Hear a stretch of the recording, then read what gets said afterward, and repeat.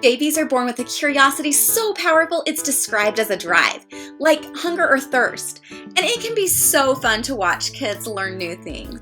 That curiosity can also present challenges.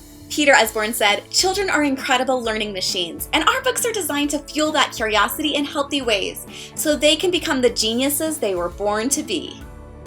Our very first question and answers series is an introduction to nonfiction for toddlers and preschoolers. But the information presented here is so interesting that even early elementary students and the adults that read to these little kids will find it fascinating. Our very first questions and answers series takes kids' common questions. What is poop? What are germs? What is the moon? And it answers them in a child-friendly way. Lots and lots of flaps full of fascinating information. For a little bit older kids, we have our first questions and answers series. What Are Feelings was designed in consultation with a child psychologist. Kids have big feelings and they aren't quite sure why they have them or how to deal with them. This leads to things like tantrums and even anxiety and depression in children. Helping kids understand and identify their feelings allows them to better process them and help them control their reactions. This book starts by explaining what are feelings. Feelings are what we all feel inside our body and brains when good or bad things happen to us.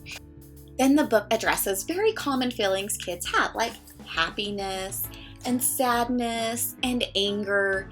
It helps them learn how to identify those emotions in themselves and in others. One of my favorite pages talks about worrying because kids have big worries, and so do grown-ups. The very last page teaches kids and the grown-ups reading to them things they can do to deal with their emotions. How can I cheer up? Think of something else and try to smile. Even the action of smiling makes you happier. For older kids, we have Lift the Flap, Bugs and Butterflies.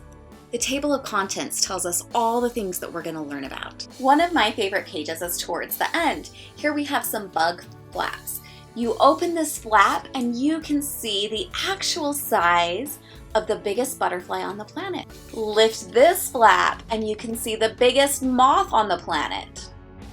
Lots of bug species are endangered and they're an important part of our ecosystem. So this page tells kids things that they can do in their own homes to encourage healthy bug populations.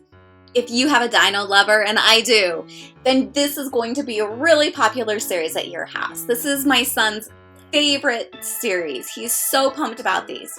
So You Think You Know About Dinosaur series has 4 different books. This is a nonfiction book, but it also is a chapter book, and it has a graphic novel element to it. This book, Real Life Mysteries, Can You Explain the Unexplained, is going to be great for trivia junkies. The book looks at real-life mysteries like Bigfoot or ghost stories or UFOs, and it presents a little bit of information on it and explains the history. Then there's a case file where you find all of the evidence, and the kids come to their own conclusions. This is the type of book I would have read over and over as a kid. I'm pretty sure that I need this book, and all of my kids do.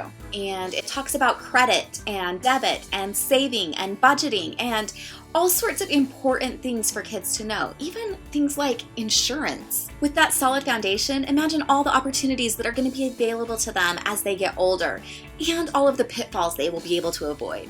With hundreds of nonfiction titles, I'm certain we can find something that will help you quench your child's thirst for knowledge. Happy reading!